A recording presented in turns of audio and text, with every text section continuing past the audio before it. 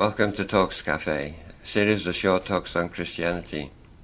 Today, part 2 of the question, Science, is it an enemy or an ally of Christianity? And we're looking at chapter 1 of the book of Genesis, the creation account. It may appear that the sun, the moon and the stars are created on day 4, and that has perplexed scientists and Christians alike. But the key to this is looking at verse 2, which gives us the vantage point for all that is described. In verse 1 we had, in the beginning God created the heavens and the earth. So the heavens were created, including the sun, the moon and the stars, and then the earth.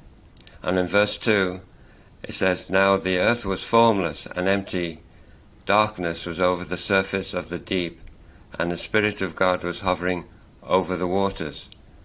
So the action is taking place on the surface of the earth, and that's the vantage point for all that is described. So from verse 2 we see that the surface of the earth was dark. This would be because the atmosphere of the earth at that time would have been opaque. No light would percolate through to the surface of the earth. But in verse 3 it says, God said, Let there be light. So this represents the process whereby over time the atmosphere changed, allowing light to percolate through to the surface of the earth, and the atmosphere went from being opaque to translucent.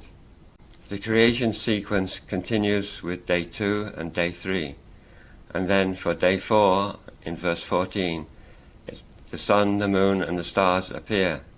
What's happening here is that the atmosphere continues to clear, so that eventually it goes from being translucent to being transparent.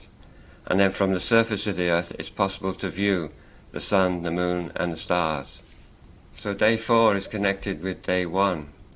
If you look carefully you'll find that day 5 is connected to day 2 and day 6 is connected to day 3.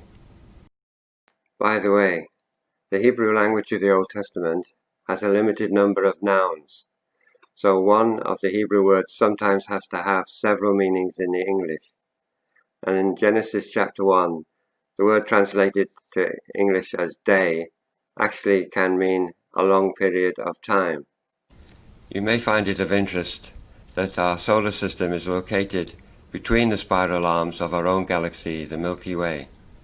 This enables us to look beyond the Milky Way into the far reaches of space, which is important for scientific discovery. Well, I hope this information has benefited somebody somewhere on the surface of this earth, and I wish you all a blessed day.